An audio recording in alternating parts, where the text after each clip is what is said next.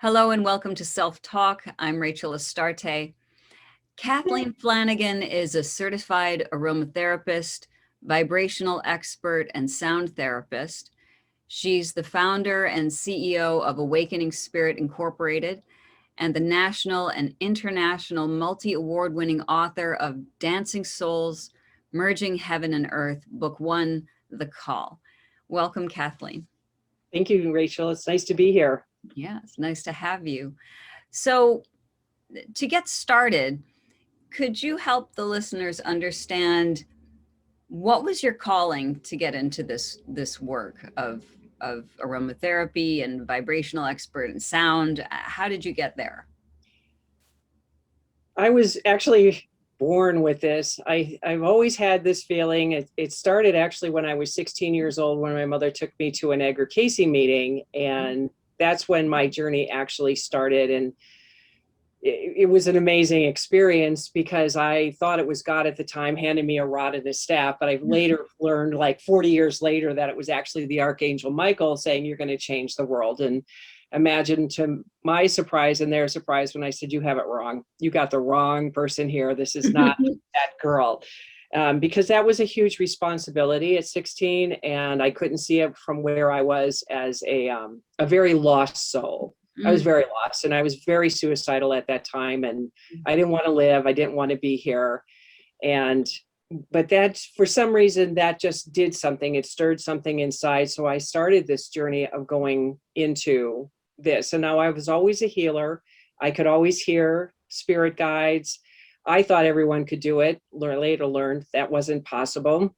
And when I went into I didn't go into astrology, but I had a teacher who was an astrologer, and she said people would give their left arm to have 1/10 of what you have, and I said they can have it, because I thought it was a curse, because it was so much, and I didn't fully understand. And in that time, people, this awakeness that we are experiencing now wasn't there. Wow. Yeah. I mean, I was really forging in a whole new territory. So finding people to help understand what was going on wasn't really out there. And I've always heard the philosophy of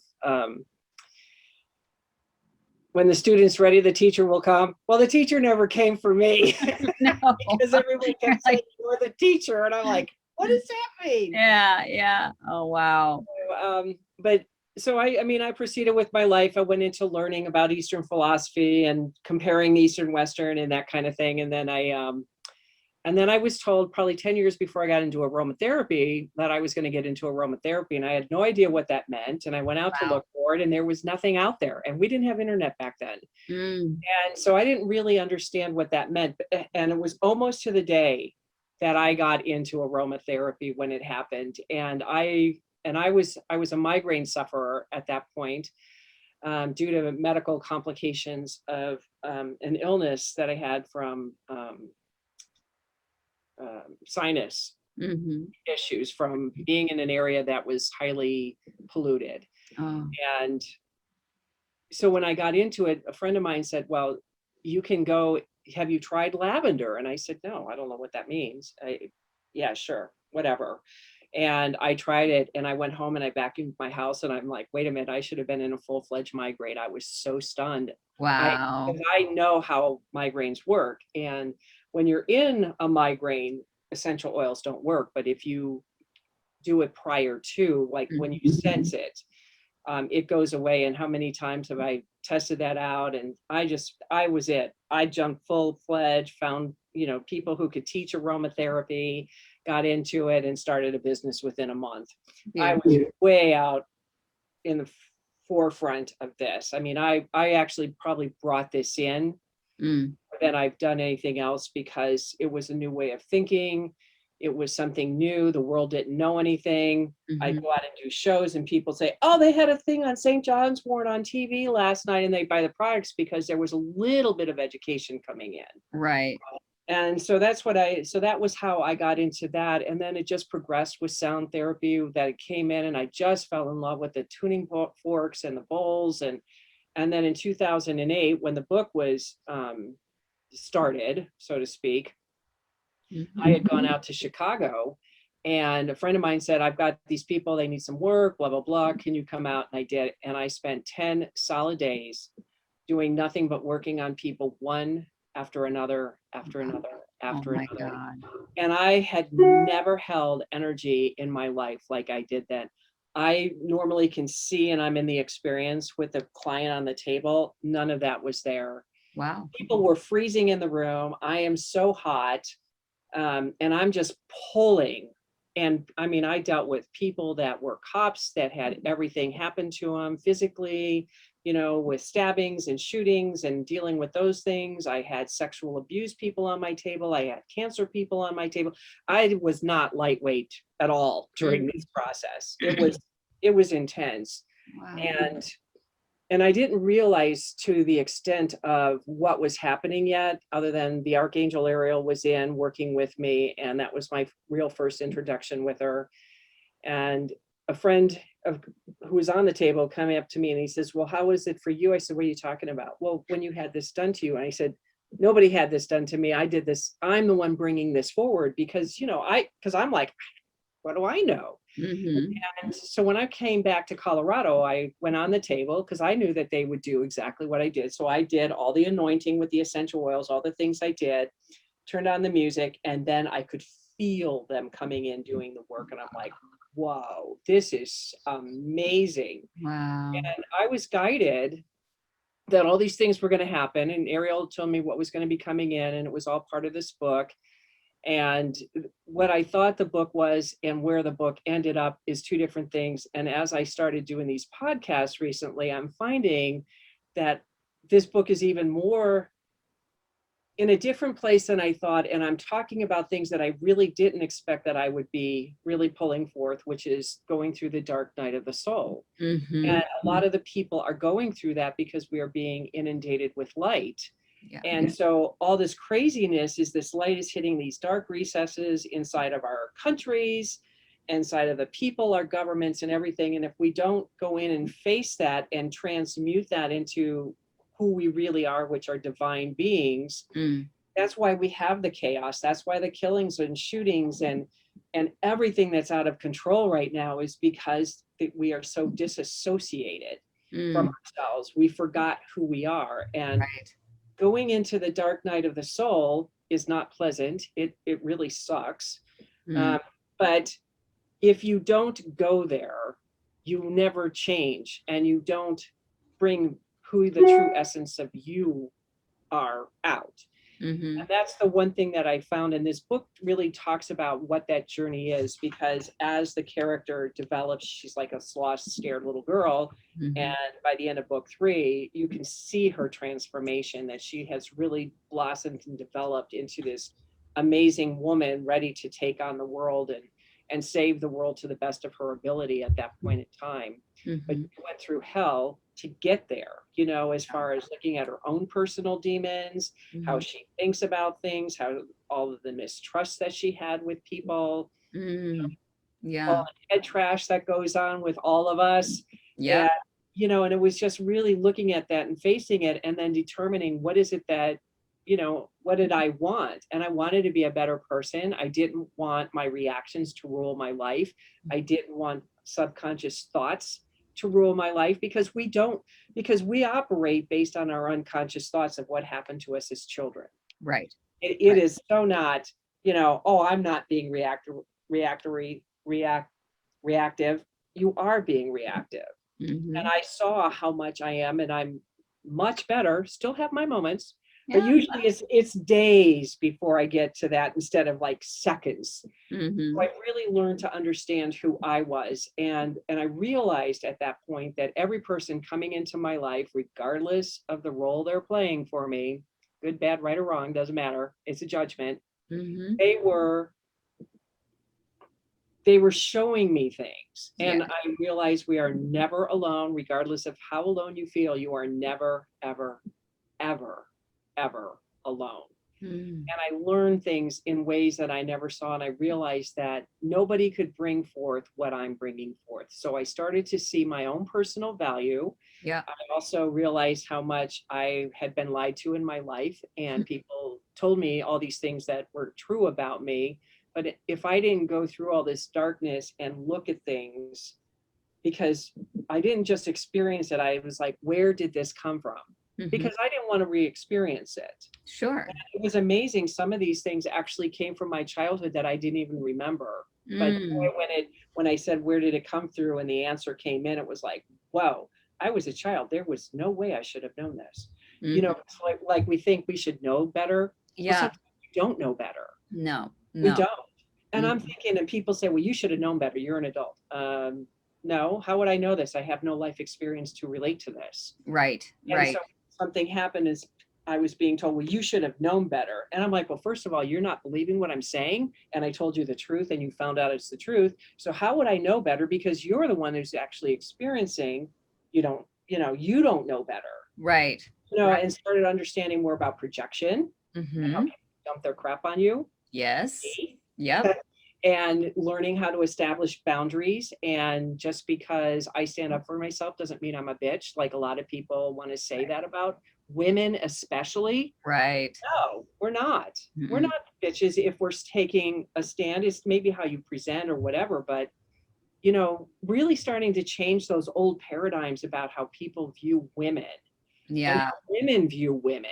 Right. And the competition that women have towards each other sometimes is like, whoa, hello. Yeah. And we need to come back because women are designed to work together with each other. And I'm not understanding yet fully where this fierce competition with women came in, but but I realized I didn't trust women. I didn't really like women because they weren't nice people. Yeah. Well, I think I was one of those. It speaks to what, I mean, there's so much I want to touch on that you said, but to touch on that, what is this competition among women? And yeah, we could look at biology, but that doesn't cover it. I think it speaks a lot to what you said too, which is projection. Yep. When I'm looking at my shadow, when I'm looking at another woman who has something or represents something that I have disowned in myself, she becomes a threat. Rather than bringing that thing of mine out into the light and accepting it with compassion. Once I do that, then she's not a threat anymore. She's just a human being doing her dance on the earth, And that really is what comes down to, is taking that personal responsibility and looking further than the surface. Right. Because we're so used to looking at the surface because we think we're just a physical being, but we are way more than just a physical being. And I think because there were people that were doing things that I didn't understand, and I kept getting the message, they're preparing you, they're preparing you, they're preparing you, they're helping you to see something. And it was like, okay, I'm not sure what that means yet, but I'm going to listen to it and I'm going to just step back. Yeah. And when I started stepping back, it was amazing because I had a friend at the time who kept saying, get off the stage. Just get off the stage. And I'm like, well, what the hell do you mean by get off the stage? Because in order to manifest, you have to be emotionally involved in all this. And he said, but you don't have to do the way you're doing it. Just get off the stage and become the observer of your life. Yes. It took a long time to really comprehend that. And I still have to get off the stage sometimes because every now and then I want to get on the stage. Don't like being on the stage anymore. Yeah. But when I step back and would observe instead of getting emotionally involved, because we all tie in right away. And with the way the world is today, it's really easy to tie in. And it's taken a lot for me to just step back and just watch what's going on in the world and then take back my power and say, this doesn't have to be my world. Right. I want my world to be, because just because of what's going on outside of me doesn't mean that's my world on the inside or what I'm attempting to create. And so my visualization is like, well, I see the world like this. I see my life like this. And I focus in on that. And as I focus in and dial in on what do I want, and I don't care, and I don't associate with people that tell me that I'm crazy or you can't have it. It's like, if you're saying that, you need to get those people out of your life, because that's a crab in a bucket and they don't have your best interest at heart. Right. And so that's why I started taking more control, because we all have control of our world. And if we all start taking control and responsibility for ourselves, what's going on out in that world will eventually emanate what we're seeing in our mind. Right, right. And what would you say to people who think, I can't do that? I don't understand. I mean, I've been told my whole life that I'm not good enough. And I actually, now that I'm a grown up, I see it's true. I lose my jobs. I can't keep relationships. My friends are all crap, and how, Kathleen, how can you convince me that I'm worth it to even try to understand myself on a deeper level? I would say the first thing to do, well, the first thing is you're recreating those same situations over and over and over. So you're revalidating what you think you are. Right. Because I was told I was a worthless person on this planet and I didn't have a right to be here. I've been told that my whole life. Wow. And now I don't care, because as these people are dying, it's like, yeah, you're dead and I'm still here. And not in a vicious way, but it's almost like, how dare you say that to anybody, that you don't deserve to be here? And I had a lot of people come into my life who actually said, I wish you would have committed suicide. And you're just floored when people say stuff like that to you, because it's like, am I that much of a threat to you? Wow. In my Wow. 20s, I had people saying this, and I'm like, thank God I got away from you. But what I had to do is I had to find that validation within myself. And the best way that I could do at that point was, first of all, don't entertain the thoughts, cut people like that out of your life, because that's going to be the biggest thing. And I started meditating back then. And I didn't realize what was all happening yet, but there was a peace and a tranquility that was starting to happen. Hmm. And I think that was probably the beginning of when I started to really go further into my spiritual work and looking further into who I am, was because the visions that I had was, I may not be somebody significant on planet Earth, but I am somebody really significant in these other realms. I Hmm. mean, I know who I am and I know where I came from. And I still had to sit there and go, really? Really? Yeah. And when my mother passed away, oh my God, I saw the full person of who I was.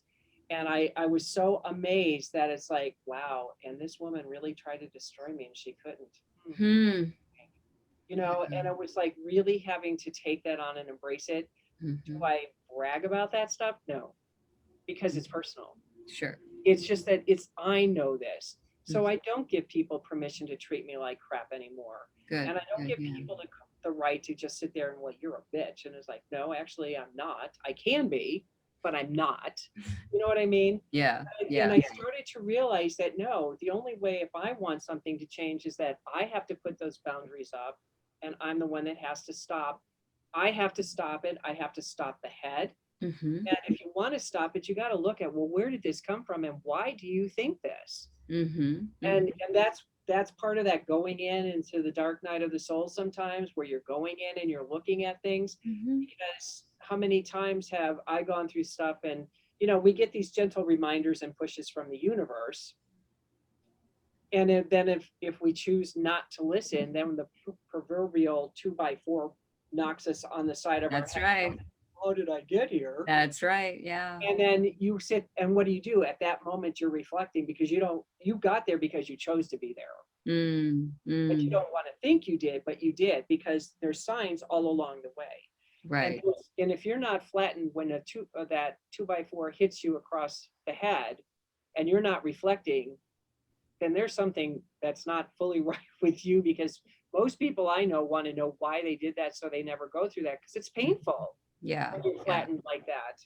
Well, yeah, but I think there's also a sense of being stuck in the pattern, Yeah. and it takes that dark night of the soul really is also the strength it takes to change the narrative, and Yeah. that's not easy. No. Yeah, and you mentioned meditation being helpful for you, and I wonder if you wouldn't mind guiding us in a little bit of a meditation that allows us to generate some of that internal light, if you don't mind. Not a problem. Okay. Okay, so go ahead and close your eyes. Hey, um, where do we put our hands and feet? Yeah. Have your feet planted on the floor, and then just Be comfortable, either sitting or lying down, whatever's the most comfortable for you. And go ahead and close your eyes. Take in a deep breath through your nose and exhale through your mouth. Again, inhale through your nose and exhale through your mouth. One more time, inhale and exhale.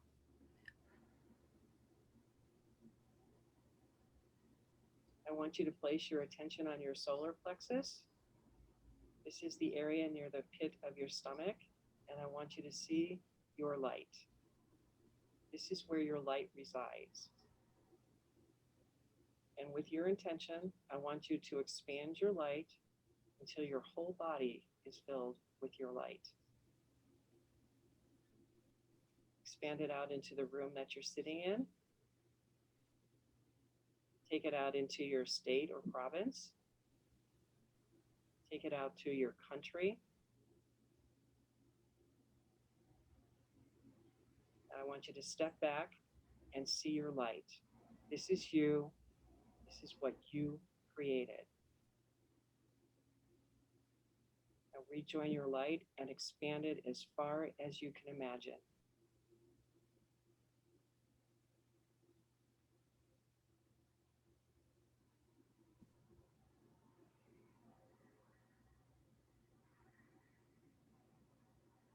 I want you to leave your light expanded and come back to the planet, your country or continent, your state, your home, the room that you're in. And when you're ready, I want you to take in a deep breath and open your eyes.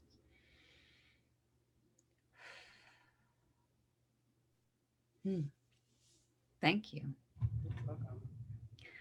And what I found with that meditation is that when you've expanded your light, you can always set out a goal or an intention, and it's going out to the universe, and it'll stay there until it comes in. Mm-hmm.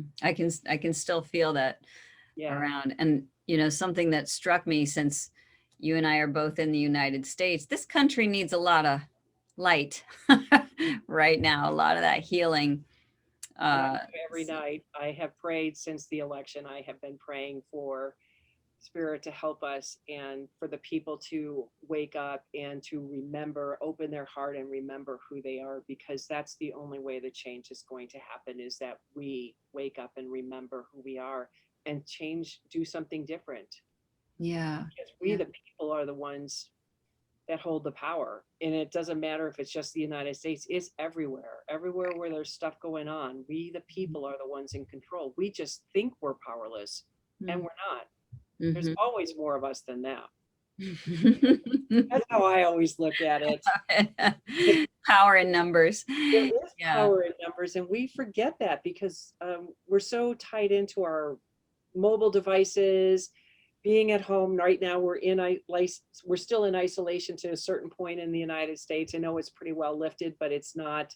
There's still a lot of that still happening. People are still in masks. They're still, did you get your test and all that stuff? But to me, there's a very strong spiritual thing of what happened with this COVID, and I had to get behind the spiritual side of this because it is about the people coming back and what happened with this.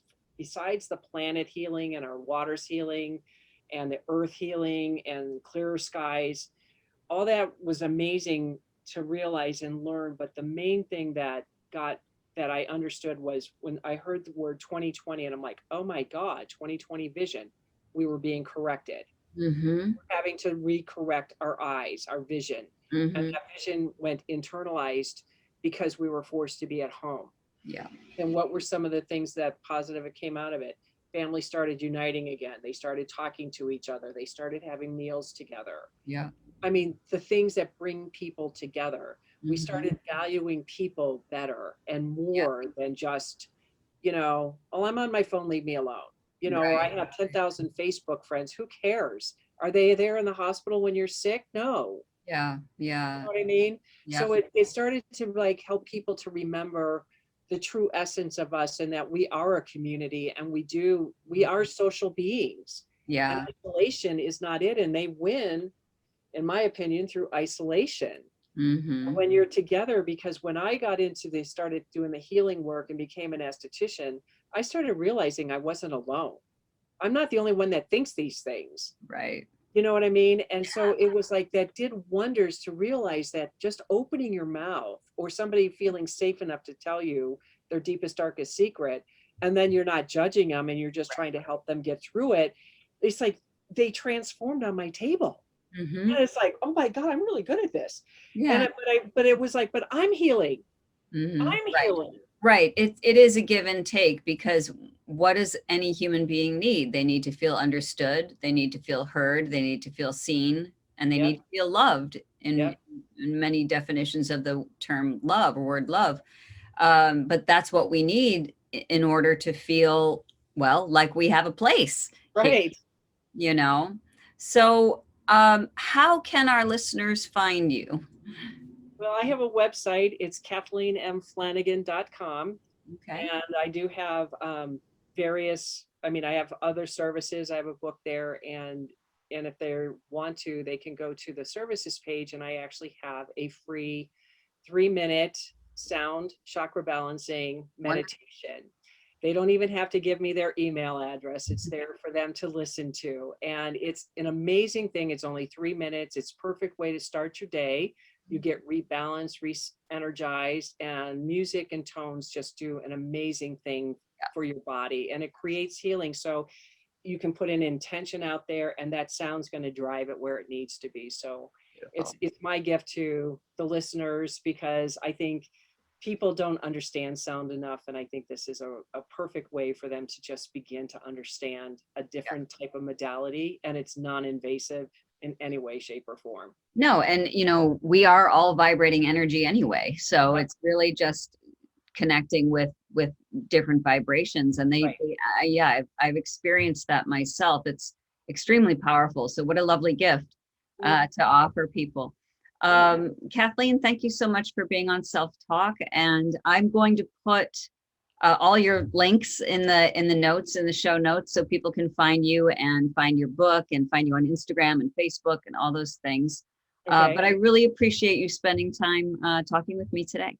Oh, I appreciate you too. Thank you so much, Rachel, for what you're doing. Absolutely, my pleasure. Thanks.